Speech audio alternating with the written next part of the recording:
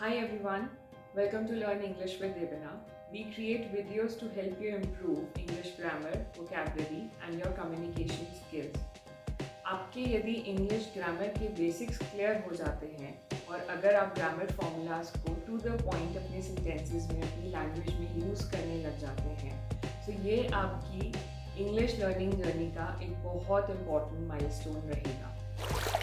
आज का लेसन भी इसी डायरेक्शन में आपको हेल्प प्रोवाइड करेगा। So today's topic is should versus must. So should and must दोनों ही मोडल ऑक्सिलरी वर्ब्स होते हैं। मोडल ऑक्सिलरी वर्ब्स मतलब वो वर्ब्स जो किसी सेंटेंस में मेन वर्ब के साथ यूज किए जाते हैं for either of the three conditions. क्या है वो कंडीशंस? पॉसिबिलिटी, नेसेसिटी या परमिशन। ये तीनों कैटेगरीज हम फर्दर अपने वीडियो में डिस्कस करेंगे इन डेप्थ।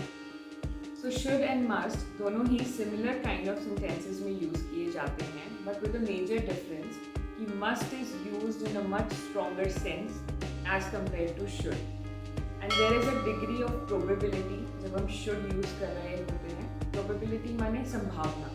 तो यदि हम कुछ ऐसा कह रहे हैं जिसमें हम कुछ होने की या कुछ करने की संभावना प्रकट कर रहे हैं, वह शुड का इस्तेमाल होगा। और जहाँ पे संभावना नहीं है बट नेसेसिटी है, वहाँ पर मस्ट का इस्तेमाल होगा। हम इसको फर्दर अपने वीडियो में देखते हैं कि एग्जैक्टली ये दोनों में डिफरेंसेस हैं क्या। सो जैसे अभी हमने पहले डिस्कस किया कि शुड जब यूज होगा so there is a certain sense of possibility, यानी प्रोबेबिलिटी, संभावना किसी चीज़ के होने की या कोई चीज़ को करने की। सो अभी हम एग्जाम्पल्स के साथ में देखेंगे कि ये चीज़ एग्जैक्टली यूज़ कैसे हो रही है। So the first example is we should drink 3 to 4 liters of water every day.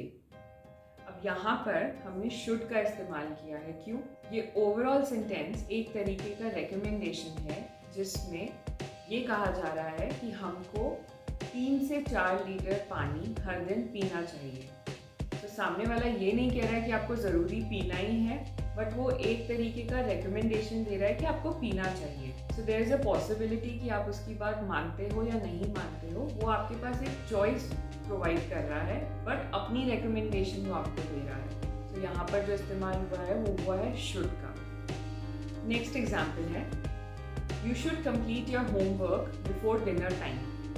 अब यहाँ पर ये कहा जा रहा है कि आप अपना होमवर्क डिनर टाइम से पहले कंप्लीट कर लीजिए। अगेन ये आपको एक चॉइस दे रहे हैं कि डिनर टाइम से पहले आप अपना होमवर्क कर लो, अगर नहीं करते हो तो आप डिनर टाइम के बाद कर लो, मर्जी आप ही की है। बट सामने वाला इंसान आपको एक एडवाइस दे रहा है कि you should complete your homework. So again because advice है एंड एक पॉसिबिलिटी है कि आप करते हो या नहीं करते हो, इसलिए यहाँ पर जो वर्ड इस्तेमाल हुआ है that is should. So next example है You should use your allotted space to park your car. Now यहाँ पर ये कहा जा रहा है कि आपको अपनी गाड़ी पार्क करने के लिए अपनी allotted एरिया का इस्तेमाल करना चाहिए। तो ये एक तरीके का आपको रिस्पॉन्सिबिलिटी समझा रहे हैं, राइट वर्सेस रॉन्ग समझा रहे हैं। अब हो सकता है कि आप उनकी बात माने चाहे ना माने, आप अभी भी रूल ब्रेक करके कहीं और अगर पार्क करते हैं तो सामने वाले के पास में अथॉरिटी नहीं है आपको रोकने की कि आप नहीं, आप वहाँ नहीं, आप अपने एरिया में ही पार्क करिए। So again a sense of possibility कि अगेन एक चॉइस है कि सामने वाला इंसान पार्क अपने जगह पे कर रहा है ये बात मान के या नहीं कर रहा है। So again the word that has been used is should. So इससे हमें समझ में आता है there is a certain sense of probability whenever should is used, whereas जब हम मस्ट वर्ब का इस्तेमाल करते हैं तो वहाँ पर किसी भी प्रकार की संभावना, प्रोबेबिलिटी का कोई भी स्कोप नहीं रहता है।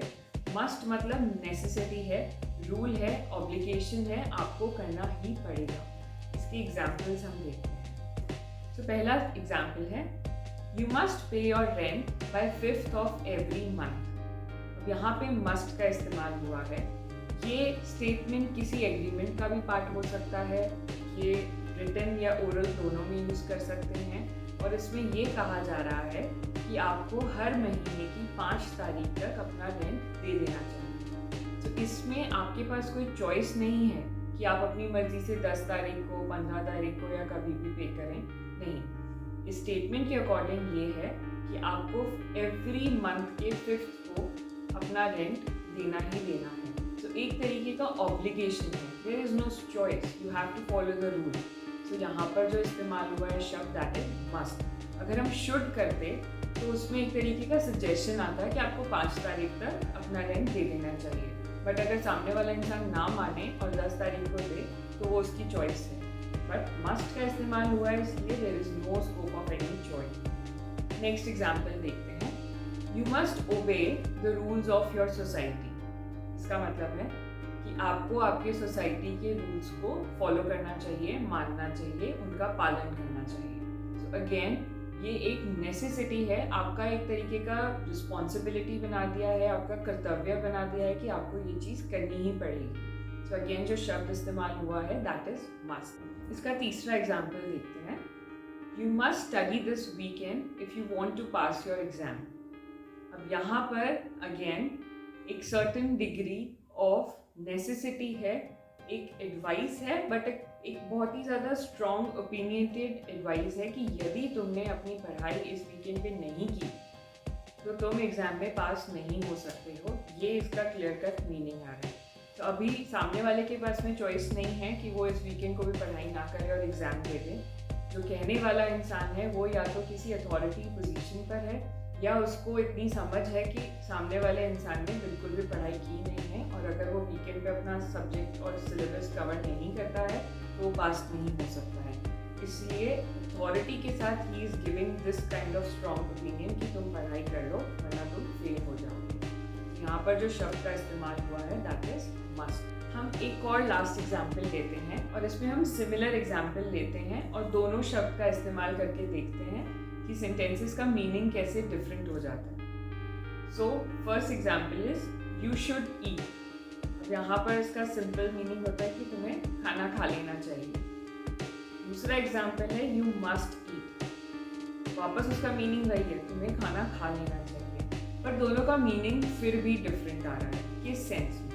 सो यू शुड ईट जब हम बोल रहे हैं तो हम ये अज्यूम कर सकते हैं कि सामने वाले के पास चॉइस है कि यदि वो खाना ना भी खाए तो भी चलेगा। शायद उसने कल रात तक खाना खाया होगा, काम की वजह से ब्रेकफास्ट नहीं किया होगा, लेट लंच कर लेंगे। So there is still a good amount of option, a good amount of possibility कि उसको कुछ तकलीफ नहीं होगी यदि वो खाना नहीं खाता है तो। बट सामने वाला इंसान एक अपने तौर पे एडवाइस दे रहा है कि आप खाना खा लो। मस्ट जहाँ पे यूज हुआ है यू मस्ट ईट, इसका मतलब ये है कि देयर इज अ नेसेसिटी कि सामने वाले इंसान को खाना अभी खा लेना चाहिए। या तो वो इंसान को कोई दवाई लेनी होती होगी और वो खाना ना खाए तो वो दवाई नहीं ले सकता है, या फिर शायद उसने पिछली रात भी खाना ना खाया हो, ब्रेकफास्ट भी स्किप कर दिया हो और अभी कहीं बाहर जा रहा हो तो खाली पेट नहीं जा सकते हो आप। सो एक एडवाइस दी जा रही है कि अभी बहुत हो गया है, अभी तुम खाना खा लो। सो वहाँ पर कोई चॉइस नहीं छोड़ी जा रही है कि अभी बैठ जाओ टेबल पे और अपना खाना खा लो। तो यहाँ पर बिकॉज एक सर्टेन डिग्री ऑफ नेसेसिटी आ गई है, इसलिए यहाँ पर मस्ट का इस्तेमाल हो रहा है। तो सेम सेंटेंसेस हिंदी में हम देखेंगे तो सेम मीनिंग आ रहा है दोनों का, बट स्टिल दोनों में डिफरेंस है बिकॉज उनका सेंस ऑफ यूज दोनों शब्दों का अलग हो जाता है। सो इन एग्जाम्पल से हमको ये समझ में आता है कि शुड का इस्तेमाल काफ़ी ज़्यादा इनफॉर्मल वे में हम कर सकते हैं, एडवाइस देने के वे में कर सकते हैं, बट मस्ट का इस्तेमाल जहाँ होता है वहाँ कोई तरीके का रूल है, सम सॉर्ट ऑफ लीगैलिटीज है और एक बाइंडिंग फॉर्म ऑफ सेंस निकल कर आता है।